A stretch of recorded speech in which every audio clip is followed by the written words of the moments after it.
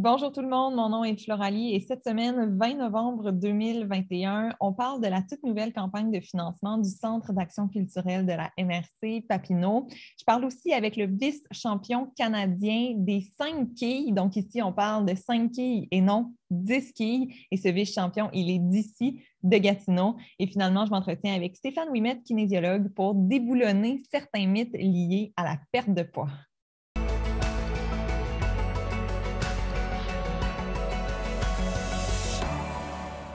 Pour débuter l'émission, on va parler culture, on va parler art, étant donné que le Centre d'action culturelle de la MRC Papineau a lancé cette semaine sa toute première campagne de levée de fonds virtuelle.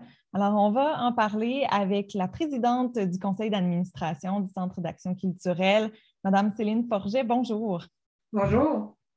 Madame Forget, vous souhaitez amasser dans un premier temps combien d'argent avec cette campagne de financement? Ben, le plus possible, mais je crois que l'objectif, c'est 6 000 $. Oui. Et est-ce qu'il y a un objectif en particulier que vous souhaitez atteindre avec ce montant d'argent? Est-ce que c'est pour un projet en particulier? Non, mais comme vous savez, probablement, un organisme sans but lucratif est financé par des subventions, des dons, mais on est aussi tenu d'avoir des revenus autonomes. Et ça fait partie de nos revenus autonomes. Habituellement, on a un souper d'huîtres annuel, souper bénéfice. Mais depuis l'an passé, en raison de la pandémie, là, on n'a pas pu tenir notre souper, alors on a pensé faire ça autrement cette année. Bien sûr, ben oui, de façon virtuelle. Et je crois que vous êtes maintenant un organisme reconnu de bienfaisance. Est-ce que c'était autrement avant, quand vous faisiez les soupers d'huîtres? Est-ce que c'était quand même là, associé à un organisme de bienfaisance ou ça, c'est nouveau? C'est-à-dire qu'on a toujours été l'organisme sans but lucratif, là, Oui. mais maintenant, on est reconnu comme organisme de bienfaisance, ce qui nous permet de remettre des reçus pour impôts aux gens, aux entreprises qui font des dons. Alors, Ouais. c'est beaucoup plus avantageux comme ça. Avant, ben, c'était un don gratuit, c'était vraiment très gentil. Puis là, en plus de faire une bonne action, ben, on peut avoir une réduction d'impôts. Oui, puis je vais les dire là, un petit peu là, les montants que vous suggérez que vous nous suggérez de donner pour le Centre d'action culturelle de la MRC Papineau pour cette campagne de financement, parce que pour différents montants de dons, on peut avoir la chance de gagner certains prix. Donc, si on fait un don de 55 par exemple, on peut avoir participé à un tirage de cartes rabais de 10 à la boutique La Fouinerie du Centre d'action culturelle de la MRC Papineau. Si on fait un don de 85 ben, on peut avoir la chance de participer à un tirage de 3 paniers cadeaux d'une valeur de 50 de la Chocomotive et du Brasse Camarade, 2 partenaires dans votre campagne de financement. 165 nous donne l'accès à un tirage de 4 entrées familiales pour le Parc Oméga. Et même si on y va jusqu'à 225 eh bien là, c'est un tirage pour un souper à 4 personnes avec l'artiste peintre Alain Lévesque. Alors, il y a des incitatifs fort intéressants, selon moi, pour cette campagne de financement. Bravo d'avoir innové, alors que ce n'est Oui. pas possible, là, plus possible de faire votre souper d'huîtres. Madame Forget, rappelez-nous un petit peu ce que fait le Centre d'action culturelle de la MRC Papineau pour la région. Parlez-nous un peu des événements récurrents là, qui reviennent année après année. Pourquoi c'est important de donner à cette campagne? Bien. Pour commencer, je dirais qu'il y a 6 expositions durant l'année, des expositions qui sont ouvertes 6 jours par semaine à toute la population. Des fois, c'est des écoles, des classes qui viennent visiter l'exposition. Ce sont des artistes professionnels ou en voie de professionnalisation. C'est toujours super intéressant. Et parallèlement à ça, il y a la boutique où c'est une boutique vitrine pour les artistes et artisans de la région. Alors, on peut se procurer des beaux objets fabriqués par nos artistes. Ensuite de ça, il y a, parmi ces expositions-là, il y a l'exposition Femmes Expo qui a lieu pour souligner la Journée internationale des femmes. Et à ce moment-là, c'est une exposition collective, puis d'année en année, c'est environ 40 artistes femmes qui exposent une œuvre d'après un thème. Alors, cette année, le thème, ça va être « Et maintenant », 3 petits points. Je le dis parce qu'il y a des artistes peut-être qui ne s'en rappellent pas, ou en tout cas. Alors, et puis aussi, on a un festin de livres qui est un genre de salon du livre où il y a des kiosques avec des auteurs. Il y a aussi un espace pour échanger les livres usagés. Il y a des invités. Puis il y a toutes sortes d'activités autour de ça pour les enfants, pour les jeunes, pour les adultes. Et cette année, on espère, avec la pandémie, pouvoir recevoir aussi des classes d'école. Ça, c'est chaque année, le festin de livres. Et ensuite de ça, à tous les 2 ans, il y a le symposium d'art in situ qui voyage d'un village à l'autre dans la MRC. Et où il y en on a eu voit un d'ailleurs cet été, je pense, à Tursault. Est-ce que je me trompe? Oui, exactement. Et il y a 7 ou 8 artistes qui font une œuvre sculpturale permanente sous les yeux du public pendant une semaine. Les gens peuvent voir travailler les artistes, quoi. Parce que moi, en tout cas, j'ai découvert comme ça que les artistes, ça travaille. Ça ne fait pas que créer, ça travaille fort. La soudure, en tout cas, nommez-les, là, les métiers dont ils se servent. Là. Alors ça, c'est le symposium qui a lieu une fois par 2 ans. Il y a aussi des activités dans les écoles, des artistes qu'on invite à aller visiter les jeunes. Il y a des ateliers dans les camps de jour de la MRC. Il y a des participations à d'autres événements aussi, parce qu'on fait souvent des partenariats avec d'autres organismes. En tout cas, là, j'en oublie, là, sûrement, mais on est très actifs. Ben oui, puis même cet été, vous avez entamé une série de spectacles à l'extérieur. Ça, c'est du nouveau, là. Oui, c'est du nouveau. Et ce que je trouve intéressant, c'est que c'est des spectacles de toute discipline. C'est moins ce qu'on a l'habitude de voir dans la MRC, dans un milieu rural, tu sais, comme de l'opéra, dehors. Ça, c'était pour les personnes âgées, mais tout le monde était invité. Il y avait une espèce de petite pièce musicale qui a eu lieu à Montebello. Ça, c'était vraiment charmant aussi. Il y a eu de la danse contemporaine. Ça, c'était dans le cadre du symposium qu'on a présenté ça aussi. On ne voit pas ça souvent en région. Puis je trouve que ça apporte beaucoup. Je dirais que ça nous éduque. Ça nous fait connaître ce qui se passe sur le plan artistique chez nous. Oui, alors vous contribuez à l'essor de la culture dans la MRC Papineau, dans la Petite Nation.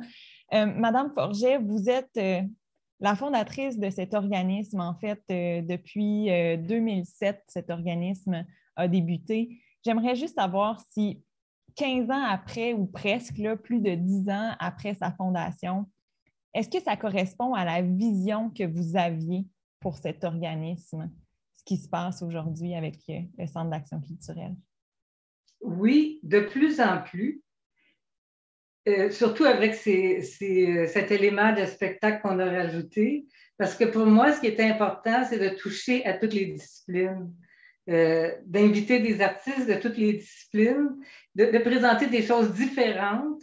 Et aussi d'avoir, j'avais oublié de mentionner aussi les ateliers, parce qu'il y a des ateliers qui s'adressent plus aux professionnels, aux artistes professionnels, mais il y a aussi des ateliers de formation pour le grand public. Et ça, je trouve ça vraiment important que le public participe. Comme dans le symposium, il y a toujours une œuvre participative. C'est un aspect qui me tient vraiment à cœur. Oui, c'est le fun de montrer ce que font les artistes, de faire connaître la culture, mais c'est le fun de faire participer aussi. Et ça, je tiens vraiment ça à cœur. Ben, je pense que c'est pour toutes ces raisons qu'on peut contribuer à votre campagne de financement cette année, première campagne virtuelle. Elle se tient, cette campagne de financement, jusqu'au 1er décembre à 8 heures et à 11 heures, ce sera les tirages là, que j'ai mentionnés tantôt. Les gens sont appelés à faire le don qui leur convienne. Il y a des suggestions, bien sûr, mais c'est vraiment selon le budget de chacun. Et pour faire ces dons, vous pouvez vous rendre tout simplement sur le site web du Centre d'action culturelle de la MRC Papineau et il y aura un lien pour vous rediriger vers la campagne virtuelle. C'est sur la plateforme Simplique et il y a un pourcentage qu'on peut remettre aussi à Simplique, mais on peut indiquer 0%, là, on a le choix d'ailleurs. Oui. Alors, Madame Forget, merci beaucoup. Bien, ça m'a fait un grand plaisir. Merci à vous. Au revoir. Au revoir.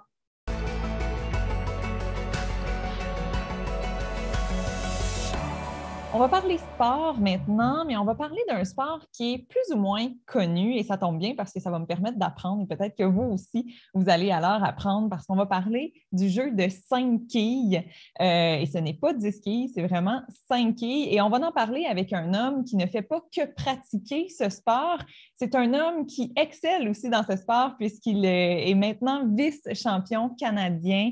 Il s'est positionné 2e dans un championnat qui a eu lieu au mois de novembre du côté de l'Alberta, à Sherwood Park, près d'Edmonton. Alors, on va le rejoindre. Bonjour, Sylvain Bercier.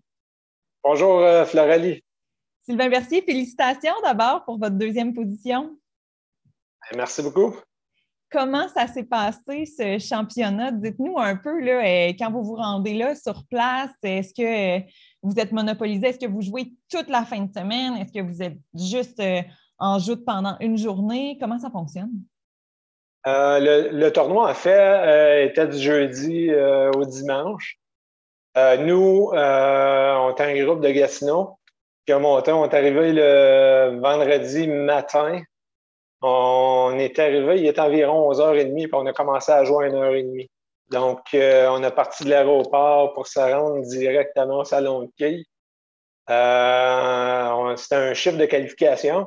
Donc, cette journée-là, j'ai été le plus haut qualifié pour le tournoi. Oui. Donc, ça m'a donné la chance de jouer le dimanche pendant les finales. Et pendant les finales, ça, c'est-tu juste une joute là, à la fin de la journée? Fait que vous avez attendu votre tour le dimanche? Comment ça fonctionnait? Le dimanche, ça débutait à 8h30 le matin. J'ai joué, c'était 3 parties contre chacun des participants. J'ai joué 27 parties pendant la journée. J'ai été cisalé pendant 11h30 de temps. C'était vraiment toute une expérience. C'était super intense. Et puis, ça a super bien été aussi. Là. Donc, mais j'avais mal partout. Là. Quand j'ai fini, là, je dois avouer là, que... J'imagine. Mon Dieu, c'est pendant 11h30 le dimanche, vous étiez en train de jouer. Oui, sans pause, là, entre chaque match, je gagnais un match sur le côté A. Fait que là, j'allais jouer contre un compétiteur sur le côté B. Fait que c'était de même toute la journée. Fait que si on additionne ensemble la journée de vos qualifications plus la journée du dimanche, ça fait combien de parties ça, de quilles de jouer au total dans votre fin de semaine? On parle de 35 parties. Donc, c'est beaucoup, là, parce qu'il y a des gens qui jouent ça dans une année, 35 parties, là. Alors... Ouais. Ou il y a des gens qui n'en jouent pas du tout non plus des parties. Pouvez-vous nous expliquer c'est quoi ces 5 quilles? Je crois que de façon générale, on connaît les grosses quilles, c'est 10 quilles. On connaît aussi les petites quilles, mais là, il y a comme un entre-deux, là, 5 quilles. Qu'est-ce que c'est? Ben, en fait, le 5 quilles, c'est un dérivé des 10 quilles. Il a été nommé Tommy Ryan au début des années 1900. Il y avait une clientèle qui jouait aux grosses quilles, mais qui trouvait que les balles étaient trop pesantes, puis il avait mal dans le dos, il avait mal au bras. Donc, lui, il a décidé d'inventer les 5 quilles. Donc, on parle d'une balle pas mal plus petite, d'environ jusqu'à 5 pouces et environ 4 livres, comparativement à une balle qui peut être en 10 et 16 livres là, pour les 10 quilles. Les quilles sont différentes. Nous, on a aussi un système de cordes pour les machines. Là. Si tu regardes plus au niveau des 10 quilles, les machines n'ont pas de cordes. Fait que ça s'appelle du free fall. Mais nous, on ne connaît plus ça aujourd'hui. Il y a des cordes, comment ça fonctionne? Il y a des cordes qui attachent les Chaque quille sont attachés par une corde, donc c'est plus facile, ça prend moins de mécanique. C'est des systèmes de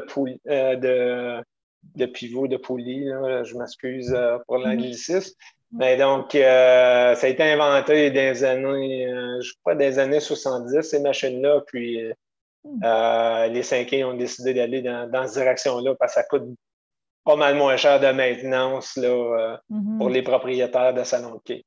Par rapport aux petites quilles, parce que vous nous dites que les 5 quilles sont plus petites que les 10 quilles, les boules aussi sont plus petites, si j'ai bien compris, pèsent moins. Par rapport aux petites quilles, c'est quoi la différence? Est-ce que c'est comme le format moyen, là, les 5 quilles?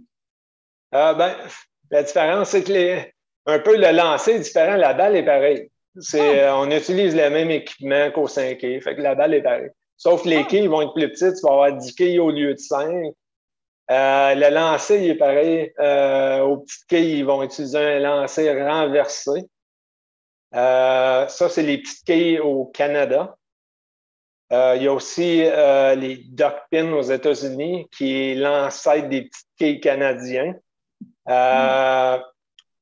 Au duck pin, c'est le même lancer qu'au 5 quilles, avec les mêmes balles aussi. Fait que pour nous, les joueurs de 5 quilles, c'est plus facile de se convertir en joueur de duck pin américain que de quilles canadiens.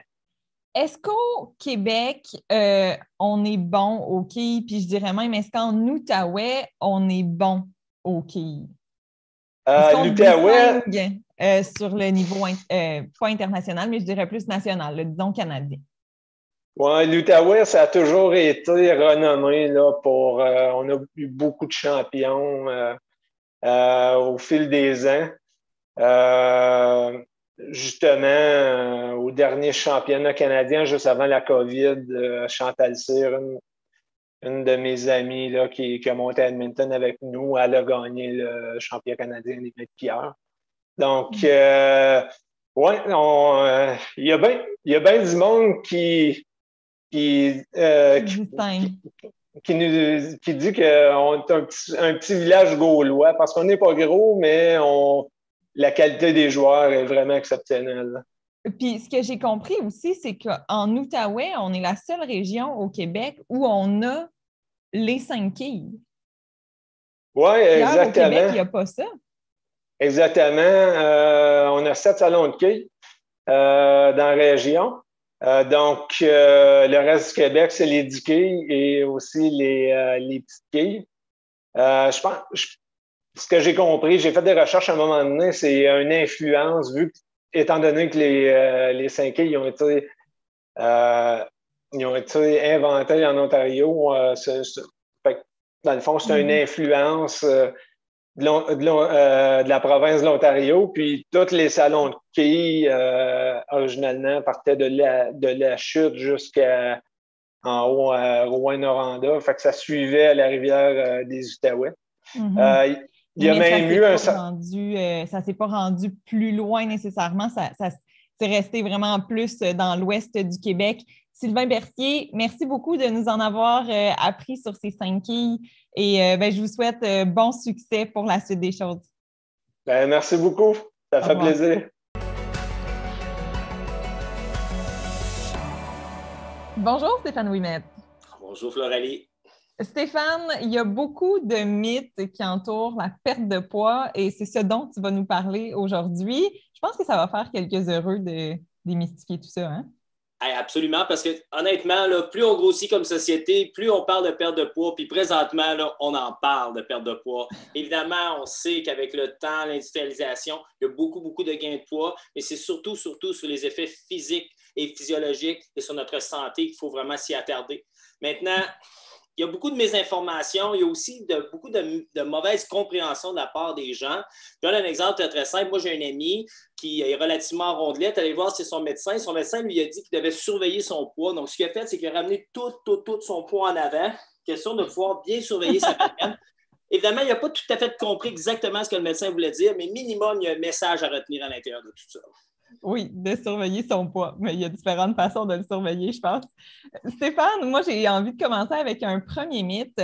Le mythe du cardiovasculaire qui nous ferait perdre plus de poids que la musculation. Est-ce que c'est vrai ou faux? Bien, première chose qu'il faut prendre en considération, c'est que tout exercice est un exercice de musculation.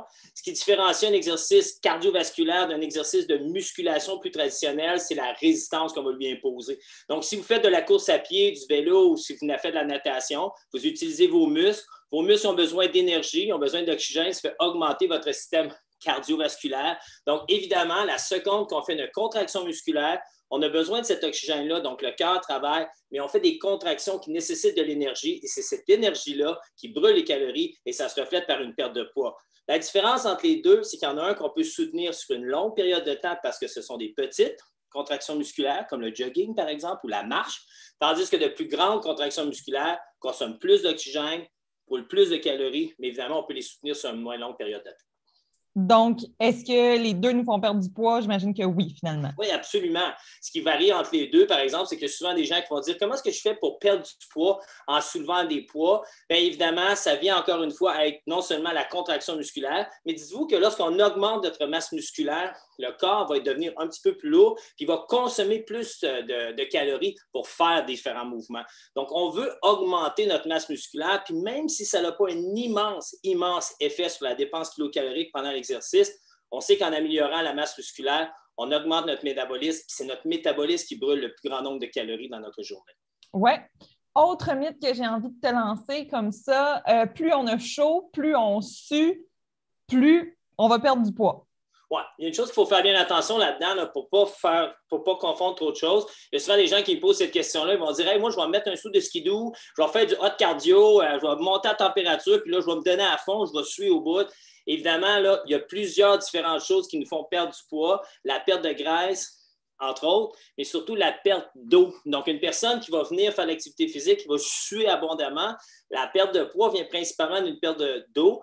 Vous allez vous réhydrater, puis malheureusement, ça va un petit peu revenir. Chose qui est très importante, par exemple, c'est que plus vous augmentez la température corporelle, si votre corps n'est pas en mesure de soutenir ce changement de température-là, on met un grand stress sur notre corps. Entre autres, en diminuant le montant de sodium qui se retrouve à l'intérieur de mon sang, ça met un stress sur mon cœur. Donc, il faut faire attention à avoir trop chaud durant l'exercice. Ceci dit, oui. 75% des calories qu'on brûle pendant une activité physique viennent à contrôler mon poids. Donc, à brûler des calories, pardon, et donc avoir un effet sur mon poids. Donc, c'est bon d'augmenter ma température corporelle parce que plus j'ai chaud, plus mon corps va devoir travailler à contrôler cette température-là. Et dans la mesure où il est capable de contrôler cette température-là, parce qu'il ne fait pas trop chaud, parce que j'ai un effort qui est proportionnel, parce que je n'ai pas de sou de skidoo sur le dos, évidemment, mon corps, en maintenant son équilibre, va brûler plus de calories. Donc, la théorie en bout de ligne, il ne faut pas qu'il fasse trop chaud, il ne faut pas se déshydrater, mais si vous avez chaud, là, votre corps travaille fort et brûle plus de calories que si vous n'avez pas chaud. Un petit peu chaud pendant 30 minutes ou super chaud pendant 5 minutes, à vous de décider. OK. Ça serait quoi le meilleur range, là, je le dis en anglais, là, pour perdre du poids? Est-ce que c'est bon, là, quelqu'un qui nous dit « Hey, moi, ce mois-ci, j'ai perdu 20 livres. » Est-ce que c'est sain, une perte de 20 livres en un mois? Absolument pas, parce que, évidemment, là, absolument pas. Je vais prendre un petit peu de recul. Mais ce que la science dit très simplement, c'est qu'on devrait perdre là, en moyenne entre 1 et 2 livres par semaine. Hey, pensez-y, 52 semaines d'un an, il n'y a personne qui dirait non à dire « Hey, je vais perdre 1 livre par semaine, mais toutes les semaines pendant 1 an de temps, perdre 50 livres, c'est immense. » Le problème avec une perte de poids qui est trop rapide, c'est qu'évidemment, le retour de l'ascenseur est excessivement rapide parce qu'habituellement, les gens qui perdent beaucoup de poids, c'est suite à une diète hypocalorique. Donc, on va arrêter de mettre du carburant dans le corps. Le problème avec ça, c'est non seulement on ralentit le métabolisme, puis je vais le reprendre plus vite plus tard, mais en même temps, on crée des carences alimentaires. Diminution des os, donc si on est un petit peu plus âgé, fragilité. On ne veut pas perdre non plus du muscle. Hein? On ne voulait pas perdre d'eau, on voulait perdre des gras, mais si on perd du muscle pendant notre perte de poids, ce n'est pas le plus grand avantage non plus. Donc, maximum 2 livres par semaine. On prend notre temps. On fait ça comme une gestion de poids et non une perte de poids. Donc, ça fait à peu près 4 à 6 livres par mois qu'on peut se fixer comme maximum. C'est immense. Oui, c'est déjà très bien. Évidemment, ça va avoir une petite proportion avec est-ce qu'on en a 10 à perdre ou on a 50 à perdre? Est-ce qu'on pèse 160 livres ou 450 livres? Ça va varier selon les personnes. Question d'abdominaux. Disons qu'on veut perdre du ventre. Est-ce qu'on fait plus d'abdominaux? Est-ce que si je fais plus d'exercices d'abdominaux, je vais perdre plus de ventre? Ça, là, si j'avais eu 5 cents à toutes les fois que quelqu'un m'a posé cette question-là, je serais multimillionnaire. La réalité, là, c'est qu'une contraction musculaire, même si j'utilise ce muscle ici pour faire la contraction musculaire, là, c'est pas là que mon corps va puiser les graisses. Il va les prendre dans le sang. Donc, il n'y a pas de transfert là, entre le muscle et puis la masse grasse. Il n'y a pas de vascularisation entre les deux. Fait que c'est pas comme s'il peut aller chercher l'énergie dans les graisses pendant qu'il fait cette contraction-là. C'est la même chose avec les abdominaux. Ça va vous aider à augmenter les abdominaux. Faites de la bonne façon, ça peut aider votre posture à être encore mieux. Mais en toute réalité, en termes de gestion de poids, c'est un des pires exercices à faire juste parce que les contractions musculaires ne consomment pas beaucoup d'énergie, contrairement à aller prendre une marche, aller faire du jogging, la natation ou faire du vélo stationnaire. Donc, non, faire des abdominaux, ça ne fait pas perdre de bedaine. C'est plate, tout le monde se garocherait à faire des abdominaux. Stéphane Ouimet, est-ce que tu as un conseil de la semaine à nous donner là, qui résumerait peut-être tous ces mythes que tu viens de déboulonner? Absolument. Première chose, misez sur la qualité de ce que vous ingérez pour vous donner de l'énergie pour pouvoir faire plus d'exercices. Deuxième chose qui est bien important, il y a un équilibre à être fait ici. Si vous êtes du genre à être super, super en forme puis à manger vraiment mal puis vous prenez du poids, misez justement sur cette amélioration-là de votre alimentation. Puis si vous êtes du genre à rester assis mais à manger super bien, misez sur un petit peu plus d'exercice pour rétablir l'équilibre entre la dépense calorique et l'apport calorique. Mettez tout ça ensemble avec un bel apport de qualité, plus de nutriments qui vont vous donner plus d'énergie pour faire de l'exercice.